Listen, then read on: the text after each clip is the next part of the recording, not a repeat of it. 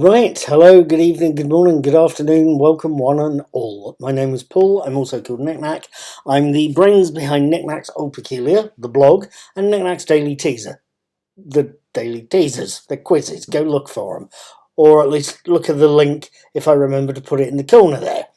I talk about movies I've seen, I also talk about TV shows I'm watching, and at the moment I've been watching the second series of Terry Pratchett and Neil Gaiman's Good Omens to see what I think of it.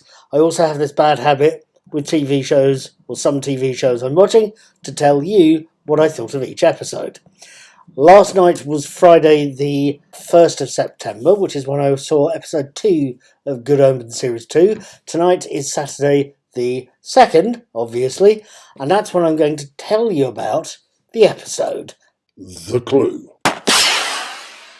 Episode 2, The Clue, opens not with the usual summary of earlier episodes, but with a brief scene in 2500 BC in the land of Uz, and shows us Crowley, David Tennant, threatening the herds owned by Job, Peter Davison, only to be stopped in his tracks by Aziraphale. Aziraphale is very disappointed to find Crowley has God's permission to destroy Job's entire family, and is keen to at least try and do something about it. Meanwhile, in the present day, Aziraphale is in deep thought in his bookshop, whilst the mysteriously amnesiac Gabriel, John Hamm, is desperately trying to be helpful by foiling all the books in the shop in alphabetical order of the first line, leaving Aziraphale vaguely unnerved, especially by Gabriel's singing. Post-titles, we find Aziraphale popping next door to the record shop run by Maggie Service. He needs her to identify the song that Gabriel's been humming whilst he works. It's only when the angel gets to one line that Maggie starts crying, and admits her feeling for Nina Sasania, the woman who runs the coffee shop over the road, are deeper than she thought. Maggie's love life, however, is not something Aziraphale can help with. But the song Maggie explains is Buddy Holly's Every Day, something the angel finds interesting. Especially as Maggie tells him every record she sends to a specific pub in Edinburgh turns into a mint-condition copy of Every Day. Right then, it's exactly the wrong time for a trio of angels to turn up at Aziraphale's bookshop. Now, what did I think of the episode? Right, for starters, and going into this, I've got to admit to not being particularly religious. I was brought up vaguely, very vaguely, Church of England, so I was equally as vaguely, very vaguely, aware about the figure of Job. It's pronounced Job. It's spelt J-O-B, Job, it's pronounced Job. So I knew vaguely about Job, but didn't know much about Job, to the point I kept thinking he's been swallowed by a rail. I would get Job and Jonah mixed up, wouldn't I? At any rate, I was impressed by the fact that the first few minutes, the minisode companion to Owl section of The Clue, turned out to be a basic retelling of the opening chapters of the biblical book of Job from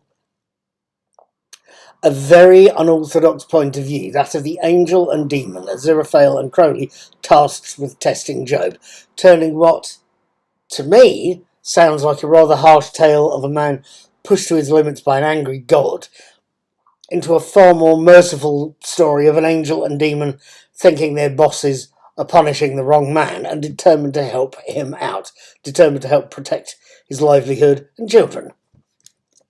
It's a thread that continues through the episode and is intertwined with another. That's of heaven and hell's rival mission, or jobs if you want the bad pun, to find Gabriel. That to me is something that gave this episode a certain amount of depth, knowing that there's a certain amount of texture, authenticity to the story we're being told tonight. Even if it's nothing Terry Pratchett wrote, or the famously atheist Terry Pratchett ever wrote, it's something Neil Gaiman knows well and could work with John Finnemore to bring to our screens. It's beautiful to watch, as is the acting, with Peter Davison David Tennant's father-in-law, don't forget, and Liz Carr, who plays an angel called Seraquiel, doing very well and grabbing my attention quite intensely. Personally, given what I've seen on screen and given it's allowing me to do a certain amount of train spotting, I'm going to be coming back for more. So Terry's Legacy, the one he left with Neil Gaiman, is in very, very good hands. Just as a final thought before I close up, I should mention Liz Carr again. She plays, as I've said, Seraquiel, and plays the angel as quite a menacing piece of work. You get the feeling she's an all-powerful angel who could get seriously nasty. It's just the way she plays it is superb. But wheelchair user that she is, I can't help but think of a traditional type of angel known as an aphanim. They're supposed to look like giant wheels within wheels within wheels and have lots of eyeballs round the rim. It's seeing a set of wheels scooting around gets me thinking of these traditional looking angels. Although why Liz Carr does that, I've said in the original script here, I don't know why she makes me think of that, but it's obvious, it's wheels. And she gets me thinking both of the Aphanim, the traditional wheels, and of the Scourge, the villain of Clive Barker's Weave World, who is also described as being made up of wheels within wheels within wheels. It's quite a strong image, I think. It seems to be having something of a renaissance at the moment.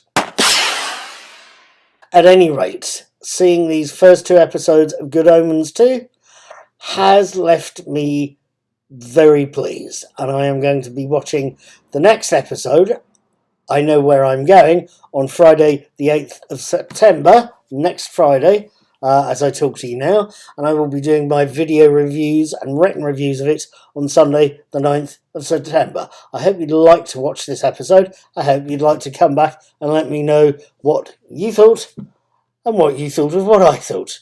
I will see you next week, and in the immortal words of Patrick McGowan, please subscribe, please hit the bell, please leave a tip jar in my tip, and if nothing else, be seeing you